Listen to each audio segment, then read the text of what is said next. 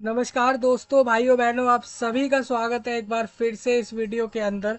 खासकर केरला वालों का, कर्नाटका, बिहार, असम, वेस्ट बंगाल, त्रिपुरा, तेलंगाना, महाराष्ट्र, गुजरात, बिहार, दिल्ली, पंजाब और उत्तराखंड, जम्मू एंड कश्मीर, लद्दाख की तरफ से देख रहे सभी व्यक्तियों का और स्पेशली पूरे भारत के एक एक स्थान से देख पा रहे और सुन पा रहे सभी व्यक्तियों का इस वीडियो में खासकर स्वागत है। दोस्तों, आप सभी को बता दूं, भारत देश में एसएससी सीजीएल का वैकेंसी गवर्नमेंट द्वारा आउट हो चुका है 2024 के लिए,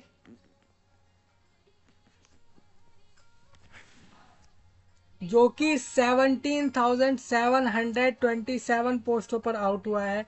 और मेरे को काफ़ी जगह अलग अलग यूट्यूबर से भी ये चीज़ पता लगी है और काफ़ी सोर्सेज से, अखबारों की मदद से, न्यूज़ की मदद से एक बात पता लगी है, जिसमें ये निकल के सामने आ रहा है कि सरकार सीजीएल की वैकेंसी को 18,000 से बढ़ाकर 25 से 30,000 कर देगी जब तक लोगों को अपॉइंटमेंट मिलेगी। यानी आप मान सकते हैं कि 30,000 वैकेंसी इस बार की एसएससी ने सीजीएल में निकाली है, जिसके अंदर आपकी income tax inspector, custom duty inspector, CGST, GST inspector, audit officer, assistant section officer और सेक्शन ऑफिसर के बाद की जो छोटी पोस्टें हैं, मतलब सेक्शन ऑफिसर के बाद जितनी भी पोस्टें शुरू हो जाती हैं सरकारी विभागों में पूरे देश भर में, उसके लिए आने वाली ये बड़ी पोस्टें मानी जाती हैं। और इसके लिए मैं इस वीडियो की मदद से आपको ये क्लियर कर दूंगा कि इस बार कौन कौन सी पोस्ट आई हैं। इस वीडियो के अंदर आप लोगों को हर पोस्ट के बारे में बता देता हूँ और किस पोस्ट पर कितनी सैलरी सरकार इस बार देगी आपको, वो भी मैं आपको बता देता हूँ। साथ साथ किस विभाग में वो पोस्ट आई है वो भी मैं आप लोगों को बता देता हूँ। और साथ ही ये भी बता दूंगा इस वीडियो में कि आपको कौन सी पोस्ट लेनी चाहिए जब आप जॉब लो।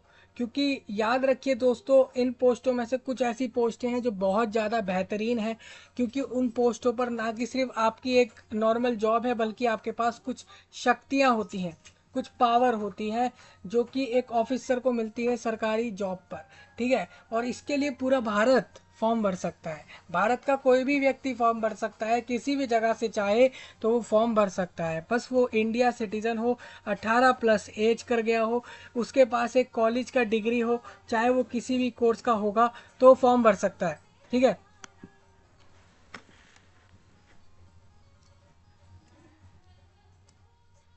हमारा एक जो है इवेंट स्केड्यूल है जुलाई महीने के अंदर, जो कि कंफर्म्ड है कि वो मध्य प्रदेश के अंदर इंदौर में हम फिक्स करने वाले हैं। तो जो भी व्यक्ति आना चाहे मध्य प्रदेश इंदौर में जुलाई में आ सकता है। उसके अंदर हम वहाँ पर इस चीज़ पर चर्चा करेंगे कि आपकी प्रिपरेशन के लिए कहाँ पर ऑफलाइन सेंटर लाया जाए। ठीक है। तो सबसे पहले मैं आपसे यही कहता हूँ कि सबसे पहले तो चैनल को सब्सक्राइब करो, लाइक करो वीडियो को और इसके साथ साथ लोगों तक शेयर करो। कमेंट में मुझे बताना ज़रूर कि वीडियो में आपको सब कुछ समझ आया या नहीं आया। मैं एसएससी सीजीएल के सारे पोस्ट आपको बता देता हूँ। इसके साथ साथ सीजीएल के जितने भी पोस्ट आए हैं इस बार, वो सारे पोस्ट में इस वीडियो में आपको क्लियर कर देता हूँ और साथ साथ उनकी सैलरी और वो पोस्ट किस विभाग में आई है ये मैं आपको बता देता हूँ। और बेस्ट पोस्ट भी मैं आपको इस वीडियो के अंदर बता देता हूँ, जो कि आपके लिए काफ़ी मददगार होगा। 17,800 लोगों की जॉब इस बार निकाली है सरकार ने, 17,730 लोगों को जॉब दे रही है। पूरे देश भर से 17,730 लोगों को ही जॉब मिलेगी। अगर आप लेना चाहो तो इसके लिए आप 24 जुलाई से पहले पहले फॉर्म भर देना। 24 जुलाई इसमें आखिरी समय रख दिया है सरकार ने। 100 रुपये आपसे लेकर फॉर्म भरवाएगी और आपसे 24 जुलाई को कह देगी कि आपने अगर 24 जुलाई तक फॉर्म भरा तो ठीक है, इससे पहले पहले 24 जुलाई से पहले। जो लोग 24 जुलाई के बाद जाते हैं तो वो फॉर्म नहीं भर पाएंगे। 100 रुपये में आप फॉर्म भर दोगे, 24 जुलाई से पहले भरना है। ठीक है। तो मैं आपका नोटिफिकेशन डिस्कस कर चुका हूँ सीजीएल का, और साथ साथ मैं आपका फॉर्म भी भरवा चुका हूँ। तो उसका वीडियो सबसे पहले आप चेक करके आओ। और इस वीडियो के अंदर आपको सारी पोस्टों के नाम, किस विभाग में पोस्ट है और कौन कौन सी सैलरी मिल रही है, कितनी किस पोस्ट पर सैलरी मिल रही है, लेवल उसका बता देता हूँ। और दूसरा, बेस्ट पोस्ट भी मैं इस वीडियो में आपको बता देता हूँ, जो कि आपको आगे चल के चूज़ करनी है जब आप इस वैकेंसी को लोगे। ठीक है, तो मैं सारी चीज़ें क्लियर कर दूंगा इस वीडियो में, जिससे कि आपकी मदद काफ़ी हो जाए। इसके साथ साथ मैं आपकी अगले 2 घंटे बाद एक वीडियो ले रहा हूँ, जो कि आपकी सीजीएल की प्रिपरेशन का पहला वीडियो है। ठीक है, सीजीएल का पहला वीडियो मैं आपको दे रहा हूँ आज। इस तरीके से हम शुरू कर देंगे प्रिपरेशन। तो इस तरीके से आप देख लो सीजीएल का सिलेबस। एक वीडियो आपका 2024 वालों का जो भी सिलेबस आया है वो एक लेटेस्ट सिलेबस है, अपडेटेड सिलेबस है, तो आप उसको चेक कर लो जल्द से जल्द। मैं आपका सिलेबस का वीडियो 2 घंटे बाद दे दूंगा सीजीएल का लेके, और 1-2 घंटे बाद मैं एमटीएस और हवलदार वालों का सिलेबस का वीडियो दूंगा। और उसके अगले दिन हम यहाँ पर आपकी एमटीएस और हवलदार का प्रिपरेशन शुरू कर देंगे, सीजीएल का प्रिपरेशन शुरू कर देंगे। साथ साथ आपका एक साथ ही 2025 यूपीएससी के लिए भी हम बैच शुरू कर देंगे। बैच क्या है, ऑनलाइन हम वीडियोस शुरू कर देंगे। ठीक है, इसके साथ साथ जो लोग 2025 के गाँव खाव के लिए प्रिपरेशन कर रहे हैं वो इधर जुड़ सकते हैं। चाइना कंट्री का एक बहुत प्रसिद्ध एग्ज़ाम है गाँव काव। गाँव का वो एग्ज़ाम एक ऐसा एग्ज़ाम है चाइना देश में, जिसके लिए 1 करोड़ से ज़्यादा लोग हर साल फॉर्म भरते हैं और पेपर देने जाते हैं। ठीक है, 1 करोड़, बिल्कुल सही सुन रहे हो, 1 करोड़ लोग उसके अंदर फॉर्म भर के पेपर देते हैं पूरे देश से। इसका कारण ये नहीं है कि वो बेरोजगारी के कारण इतने लोग फॉर्म भर रहे हैं। इसका कारण ये है कि वहाँ पर वो एग्ज़ाम कंपलसरी रखा गया है। वो एक एडमिशन बेस्ड एग्ज़ाम है, कॉलेजेस को लेकर वहाँ पर वो एक एडमिशन को लेकर एक एग्ज़ाम है। वो कोई जॉब का एग्ज़ाम नहीं है, वो एक एंट्रेंस एग्ज़ाम है। तो मैं उसकी प्रिपरेशन दे दूंगा जुलाई में, तो उसका वीडियो आप चेक करना। अभी इस वीडियो में इतना समझो, अगर आप चाइना से देख रहे हो तो चाइना के लिए मैं गाँव खाव प्रिपरेशन करा दूंगा। दूसरे कंट्री वालों से यही कहूँगा कि आप चैनल से जुड़िए, आपके लिए भी मैं जल्द से जल्द नई नई चीज़ें लाने वाला हूँ इस चैनल पर। आपको बस चैनल से जुड़ना है, सब्सक्राइब करना है, लाइक करना है, शेयर करना है वीडियो को, कमेंट में नए टॉपिक बताने हैं। ठीक है, तो हम आगे बढ़ते हैं। इसके अंदर आप देखोगे सबसे पहले एसएससी के वेबसाइट पर सभी लोगों को आ जाना है। थोड़ा नीचे करते हो तो 24 जून का एक नोटिस आपको दिखता है यहाँ पर, इसको आप क्लिक कर लेना, आपके सामने क्लिक हो जाएगा ये। इसके आपको सेकंड पेज पर चले जाना है। ठीक है, तो मैं आपको पोस्ट वगैरह बता देता हूँ किस विभाग में कौन सी पोस्ट आई है, और उसकी वो पोस्ट कौन से लेवल की है सैलरी वाइज, और उसका कौन सा ग्रुप है, और एज कितनी चाहिए, ये मैं इस वीडियो में बता रहा हूँ। एक और चीज इस वीडियो में मैं आपको ये बताने वाला हूँ कि कौन सी बेस्ट पोस्ट है। सिलेबस का वीडियो अगला है हमारा। ठीक है, तो हमारा अगला वीडियो सिलेबस को लेकर है, चाहे वो सीजीएल का हो, एमटीएस हवलदार को लेकर हम अलग से सिलेबस वीडियो दे रहे हैं। और उसके बाद आपका प्रिपरेशन शुरू करा दे रहे हैं ऑनलाइन में। तो आप अगर ऑनलाइन में नहीं जुड़ रहे हो, जल्द से जल्द जुड़ जाओ। आपका सीजीएल और इसके अंदर आपका एमटीएस हवलदार प्रिपरेशन कराया जाएगा। मैं आपको बता देता हूँ 18,000 और 9,000, 18 और 9,000, 27,000 जॉब निकल के आई हैं सरकार की तरफ से। इन 27,000 जॉबों पर, 27,000 वैकेंसियों पर पूरे भारत के लोगों को मैं यहाँ पर यूट्यूब पर प्रिपरेशन दे रहा हूँ। आप पूरा भारत इस पर फॉर्म भर के इस जॉब को ले सकता है। अगर आप इन वीडियोस को नहीं देखते हो तो मान के चलिए कि आप प्रिपरेशन मिस कर जाओगे, और तैयारी मिस कर दोगे तो आप समझ लीजिए आपका एग्ज़ाम निकलेगा नहीं। ठीक है, तो हम जल्दी शुरू कर लेते हैं इस वीडियो को आपके लिए। और यही कहूँगा आपसे कि इसको शेयर करना है जितना हो सके, देश विदेश तक, जगह जगह तक इस जानकारी को पहुंचाना है। खासकर भारत के एक एक एरिया तक इसको पहुंचाना है, इसको शेयर करना है, जिससे कि उन सभी को पता लग जाए जो हम प्रिपरेशन यहाँ शुरू कर रहे हैं, चला रहे हैं। ठीक है, तो देखो पे लेवल 7 के अंदर आ रही है ये, 45,000 से लेके 1,40,000 तक का इसके अंदर पूरा पे बैंड रहता है। सैलरी सैलरी इसके अंदर ये है आप लोगों की, लेवल 7 में है ये। असिस्टेंट सेक्शन ऑफिसर की पोस्टें हैं सारी, ये इन्होंने सीएसएस सेंट्रल सेक्रेटरीट सर्विस के अंदर जाती है पोस्ट। ग्रुप बी की पोस्ट है, 20 से 30 की उम्र चाहिए इसके लिए। इंटेलिजेंस ब्यूरो के अंदर एएसओ पोस्ट है, ग्रुप बी 18 से 30 उम्र का व्यक्ति ले सकता है। सेम एएसओ का पोस्ट रेलवे मिनिस्ट्री में है। उसके साथ साथ एएसओ का post ministry of external affairs, AFHQ, इसका फुल फॉर्म आप चेक कर लेना। ये भी एक डिपार्टमेंट है सरकार के अंदर, यानी कि मोदी सरकार के अंदर। अभी हम मोदी सरकार कह रहे हैं, हालांकि ये सेंट्रल गवर्नमेंट के अंदर है, एएफएचक्यू। तो एएफएचक्यू के अंदर मैं आपको बता दूं, एएसओ नाम का एक पोस्ट है। ग्रुप बी का पोस्ट है 20 से 30 उम्र का व्यक्ति इसको ले सकता है। सेम एएसओ पोस्ट इन्होंने एक और बताया है, जो कि मिनिस्ट्री ऑफ इलेक्ट्रॉनिक्स और इंफॉर्मेशन टेक्नोलॉजी आईटी के अंदर ये निकाला गया पोस्ट है। ग्रुप बी 18 से 30 उम्र के बीच का व्यक्ति ले सकता है ये पोस्ट। सेम एक और पोस्ट इसके अंदर है असिस्टेंट और असिस्टेंट सेक्शन ऑफिसर, कुछ भी हो सकता है, दोनों में से कोई भी एक पोस्ट हो सकता है। ये अगर आप देखते हो तो असिस्टेंट अगर आप बनते हो तो आप किसी भी मिनिस्ट्री डिपार्टमेंट में हो सकते हो। अलग अलग विभागों में हमें असिस्टेंट और असिस्टेंट सेक्शन ऑफिसर चाहिए। ग्रुप बी में ये पोस्ट है। Inspector of income tax, direct income tax के अंदर इंस्पेक्टर बनने का पोस्ट है, सिर्फ कॉलेज का डिग्री चाहिए। सीबीडीटी नाम का विभाग होता है इसके अंदर, सीबीडीटी, इसके अंदर ग्रुप सी का पोस्ट है। मतलब इनकम टैक्स इंस्पेक्टर बड़े पोस्ट नहीं होते। इनकम टैक्स इंस्पेक्टर के ऊपर भी असिस्टेंट सेक्शन ऑफिसर जैसे पोस्ट होते हैं। सीएसएस, आईबी और रेलवे मंत्रालय और इसके अलावा मिनिस्ट्री ऑफ एक्सटर्नल अफेयर्स और इन सब के अंदर ये पोस्ट होते हैं। ठीक है, साल में आने वाली ये वो पोस्ट है जो साल में एक बार निकलती है और हर साल मई और जून के महीने में निकाली जाती है पूरे भारत देश भर में। और इसके बाद आप देखोगे कि ये पोस्ट सीधा अगली साल की जून में देखने को मिलेगी। इसीलिए मैं आपसे कहूँगा फॉर्म भरिए। 17,800 लोगों की रिक्तियां हैं। रिक्तियां मतलब ये सब वो पोस्ट है जो विभागों में खाली पड़े हैं, तो उन पे उन्हें भरा जा रहा है। अभी सरकार इसमें आपको बता दूं, सरकार को इसके अंदर एक और चीज़ करनी चाहिए। विभागों में जो खाली पोस्ट हैं वो तो आप भर रहे हो, इसके अंदर नई वैकेंसियां और बढ़ाओ।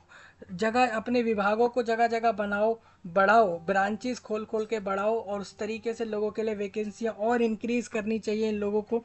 हालांकि यही वैकेंसी पिछले साल 8,000 आई थी और इस बार 17,800 आई है, यानी कि डबल तो नहीं, इससे डबल से भी ज़्यादा कर दी। 8,000 का डबल हो जाता है 16,000। हमारे को इन्होंने 8,000 पिछली साल वैकेंसी निकाली, इस बार इन्होंने सीधा 10,000 वैकेंसी बढ़ाई है आप लोगों के लिए।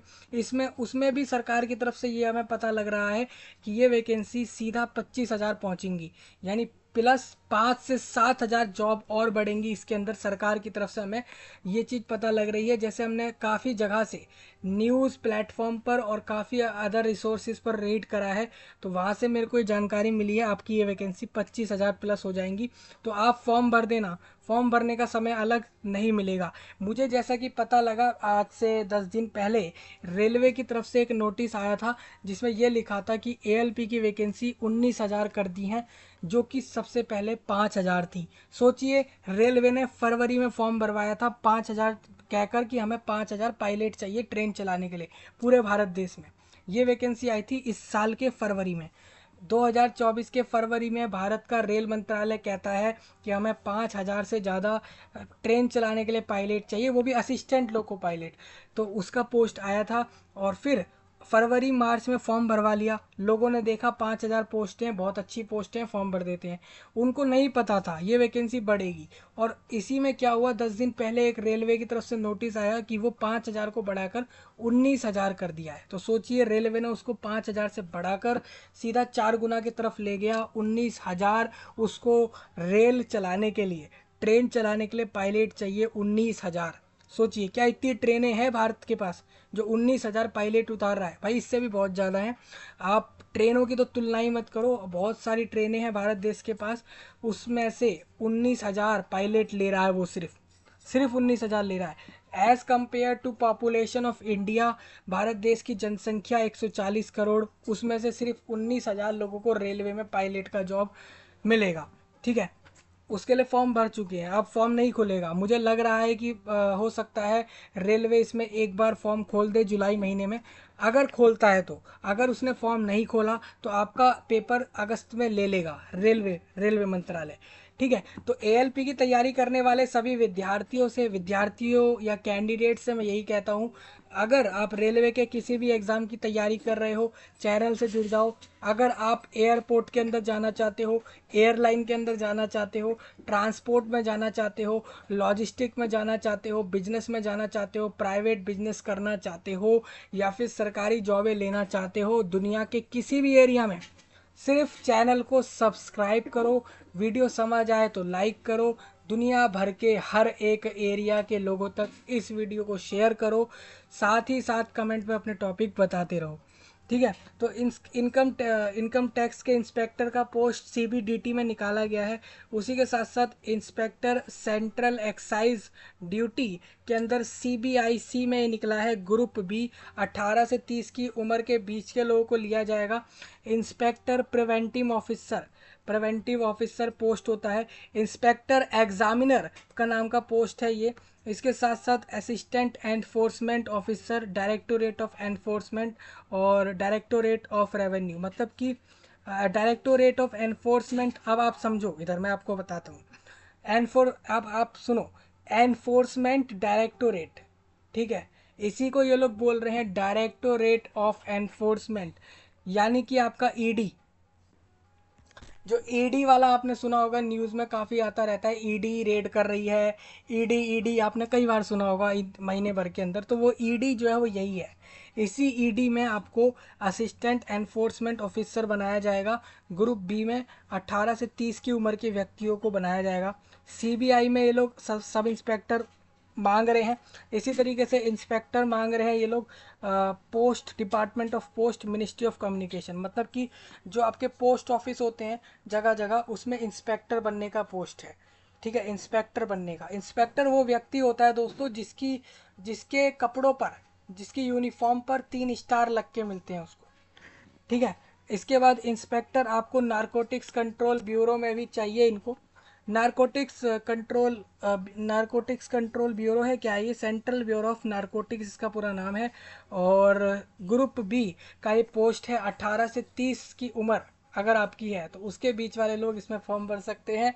और मिनिस्ट्री ऑफ फाइनेंस के अंदर ये पोस्ट आ रहा है। अब इसके अंदर लेवल 6 में एक और आपके आ जाती है। लेवल 6 एक बेहतरीन पोस्टें हैं, सारी ग्रुप बी की हैं ऑलमोस्ट। आपको इसमें 40,000 से लेके 1 लाख के बीच में सैलरी मिलता है। ये तो सिर्फ सैलरी है, ठीक है। इसमें ना तो आपका घर का एचआरए मिला है, ना डीए मिला है। अब क्या है ना, महंगाई भत्ता लोगों को 50% मिलता है। मान लीजिए किसी की जॉब लग गई और उसकी जॉब ऐसे शहर में लगी जहाँ पर महंगाई काफ़ी ज़्यादा है, तो उस कारण से उस व्यक्ति को उसकी सैलरी का आधा हिस्सा और मिलेगा। कटेगा नहीं। जैसे मान लो आपकी सैलरी 30,000 है, तो 30,000 तो आपको मिलने ही है। उसके साथ साथ सैलरी का आधा, 30 का आधा 15, तो 30,000 सैलरी और 15,000 महंगाई भत्ता, तो 45,000 हो गए। इसके साथ साथ अलग से और फ़ायदे जो सरकार देती है, जैसे कि मेडिकल के फ़ायदे देती है, प्रोविडेंट फंड, अगर आप रिटायर हो गए तो उसके बाद भी रुपए मिलते रहेंगे।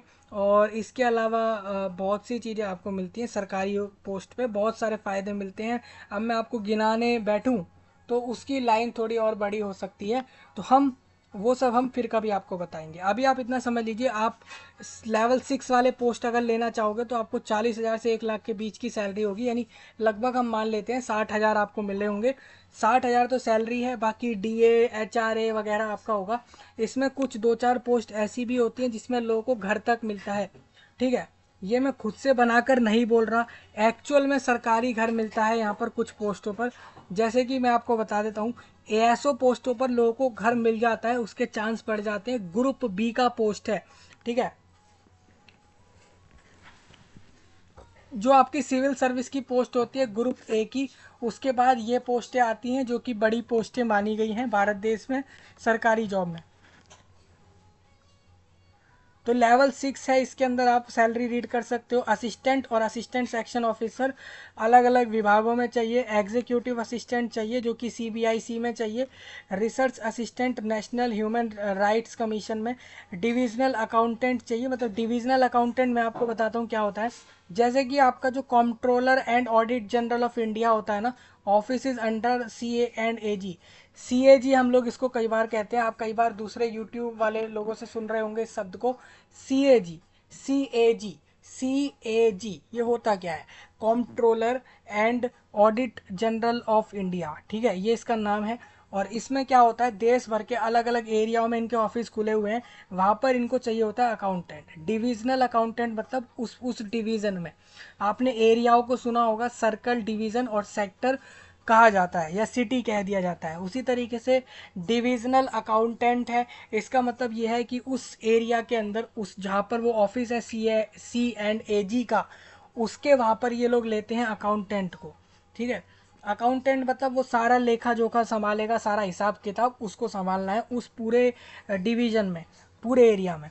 NIA मतलब national investigation agency, investigation agency है आप लोगों का। तो NIA, तो NIA जो है इसके अंदर आपका SI का पोस्ट है, एक साथ साथ SI और आपका जूनियर इंटेलिजेंस ऑफिसर का post narcotics control bureau NCB में है। देखिए, नारकोटिक्स कंट्रोल ब्यूरो अलग चीज़ है और सेंट्रल ब्यूरो ऑफ नारकोटिक्स अलग है, दोनों में डिफरेंस है। ये मेरे को अभी पता लगा है। वैसे आप देखते हो तो नारकोटिक्स कंट्रोल ब्यूरो अलग चीज़ है, सेंट्रल ब्यूरो ऑफ नारकोटिक्स अलग चीज़ है। तो उसके लिए आप देख सकते हो ग्रुप बी में पोस्ट है जूनियर स्टैटिकल ऑफिसर, जो कि स्टैटिस्टिक्स और प्रोग्राम इम्प्लीमेंटेशन का विभाग है, मंत्रालय है, इसमें ग्रुप बी का पोस्ट है। उम्र वगैरह आप पढ़ लेना यहाँ से, तो ये आपके लिए काम का रहेगा। अब मैं इसमें एक चीज़ और आपको बता देता हूँ, इसमें बेस्ट पोस्ट जो होती है वो मैं आपको थोड़ी देर में बता दूंगा, तो वहाँ से आप समझ लेना। तो 2.3 में मैं आपको बता देता हूँ, इसके अंदर जो 30,000 से लेके 90,000 के बीच में है, यानी आप लोगों का 50,000 से लेके 70,000 के बीच का सैलरी होगा। शुरू में इतना होगा, बढ़ बढ़कर 90,000 भी पहुँचेगा, हो सकता है और 2-4 साल में ये लोग आपका प्रमोशन वगैरह करते रहेंगे तो फिर ये और आगे बढ़ेगा। तो सबसे पहले आप समझिए ऑडिटर नाम का पोस्ट है C&AG में। लोग मानते हैं कि CAG में लगना एक अच्छी बात है, CAG में जॉब मिलना। ऑडिटर की पोस्ट CGDA में, और इसके अलावा अलग अलग मिनिस्ट्री में भी चाहिए, अकाउंटेंट भी इनको अलग अलग जगहों पे चाहिए। ठीक है, ग्रुप C के पोस्ट हैं ये सारे। अब यहाँ पर आपके लेवल 4 के अंदर आपकी पोस्टें आ जाती हैं ग्रुप C की, जिसमें वही आपका 26,000 से लेके 80,000 के बीच में है, यानी करीब करीब आपका 35,000 से लेके 55,000 तक का सैलरी शुरू में मिलने लग जाएगा।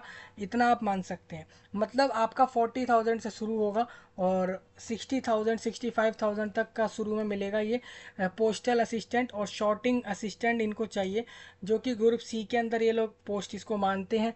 ये डिपार्टमेंट ऑफ पोस्ट मतलब पोस्ट ऑफिस के से जुड़े डिपार्टमेंट या फिर मिनिस्ट्री ऑफ कम्युनिकेशन विभाग, जो आपका मंत्रालय है उसके अंदर ये आता है। सीनियर सेक्रेटरीट असिस्टेंट और अपर डिविजनल क्लर्क UDC, ये पोस्ट का मैं आपको क्लियर बता देता हूँ। सेंट्रल गवर्नमेंट के जितने ऑफिस हैं उसके अंदर ये चीज़ है। सीनियर एडमिनिस्ट्रेटिव असिस्टेंट, जो कि मिनिस्ट्री इंजीनियरिंग सर्विसेज के अंदर रहेगा, जो कि डिफेंस का मिनिस्ट्री है। साथ साथ टैक्स असिस्टेंट होंगे इस पोस्ट पे आप। CBIC और के अंदर आप देख सकते हो उसको। सब इंस्पेक्टर का पोस्ट CBN में के अंदर आप लोगों का आया है। तो इस तरीके से आपने सारे पोस्ट के नाम समझ लिए। अब मैं आपको इसके अंदर इसी वीडियो के अंदर ये क्लियर कर देता हूँ, इसके अंदर 3 से 5 ऐसी पोस्टें जो बेहतरीन हैं, आपको उन पोस्टों को ही लेना चाहिए। तो मैं आपको सबसे पहले बता देता हूँ ऐसी कौन सी पोस्ट है जिसको आपको सबसे पहले लिस्ट में सबसे ऊपर रखना चाहिए। तो सबसे ऊपर आप रखिए इन पोस्टों में से CSS, जो आप लोगों का CSS का असिस्टेंट सेक्शन ऑफिसर का पोस्ट है, इसको आपको सबसे ऊपर रखना चाहिए। जब आप एग्ज़ाम देने के बाद जब आप अपनी मर्ज़ी की चॉइस भर रहे होंगे तब आप इसको ऊपर रख सकते हैं, जो कि आपका सेंट्रल सेक्रेटरीट सर्विस आता है। उसके बाद इंटेलिजेंस ब्यूरो में आप रख सकते हो, रेलवे विभाग का भी रख सकते हो। लोग क्या करते हैं, एक्सटर्नल अफेयर को लेना चाहते हैं क्योंकि उनको विदेश में इस जॉब पर जाने का मौका मिलता है इस पोस्ट के साथ, तो वो इसको रखते हैं और साथ साथ CSS को रखते हैं और एक्सटर्नल अफेयर को ऊपर रख देते हैं। दूसरे नंबर पर वो लोग रख देते हैं CBIC के पोस्ट को रख देते हैं। इस तरीके से उनका जो है चॉइस रहता है। ठीक है, और इसके साथ में ऐसा भी एक इसमें आपकी 2 पोस्ट ऐसी भी हैं जो लेवल 6 के अंदर हैं लेकिन पोस्टें अच्छी हैं, जैसे कि यहाँ पर जूनियर स्टैटिकल ऑफिसर है, और इसमें आप एक पोस्ट और देखोगे स्टैटिकल इन्वेस्टिगेटर नाम का एक पोस्ट है, वो मैं आपको दिखा देता हूँ। वो इसमें यहाँ पर दिख नहीं रहा हमें, इसमें वो पोस्ट इस बार नहीं आया, यानी स्टैटिकल इन्वेस्टिगेटर का पोस्ट इस बार नहीं निकाला गया है, मतलब आपका स्टैटिकल इन्वेस्टिगेटर पोस्ट इसमें नहीं डाला है, जूनियर स्टैटिकल ऑफिसर का डाला है। तो वो आप देख लो, उसको आप रख सकते हो क्योंकि वो आपकी प्रोग्राम इम्प्लीमेंटेशन विभाग में आ जाती है, तो इसको आप ऊपर रख सकते हो दूसरे नंबर पे। फिर तीसरे नंबर पर ऑडिटर और अकाउंटेंट को रख सकते हो। जिस तरीके से आपको पोस्टों की सैलरी दिख रही है और जिन विभागों के नाम दिख रहे हैं उस तरीके से आप उनको ऊपर रख सकते हैं। ठीक है, तो आपको समझ आ गया होगा, ये मैंने आपको बता दिया। बेस्ट पोस्ट भी बता दिए, पोस्टों के नाम और साथ में किस विभाग में है, ये चीज़ें मैंने आपको बता दी हैं। इस बार सीजीएल की टोटल पोस्ट 17,730 है, जो कि 24 जुलाई को फॉर्म बंद हो जाएंगे इसके। तो जितने भी लोग फॉर्म भरना चाहें भर देना। इस चैनल से जुड़ना होगा आप लोगों को, जिससे कि आपको तैयारी मिल जाए। ठीक है, मैं आपको इसमें प्रिपरेशन करा दूंगा, सीजीएल का भी करा दूंगा और एमटीएस हवलदार भी करा दूंगा। और इसके अलावा आपका स्टेट पीसीएस जितने भी एग्ज़ाम है, चाहे वो राजस्थान का, हरियाणा का, पंजाब, गुजरात, बिहार, उत्तर प्रदेश, पूरे देश के किसी भी एरिया का, अगर आप स्टेट पीसीएस का तैयारी कर रहे हो तो आप उसके लिए भी चैनल से जुड़ सकते हो। All India UPSC, IAS, IPS के लिए भी आप चैनल से जुड़ सकते हैं। ठीक है, तो ये बात आपको समझ आ गई है और इतना ही हमारा इस वीडियो के अंदर था और हम आपसे मिल रहे हैं जल्द ही। तब तक के लिए आप सभी का धन्यवाद।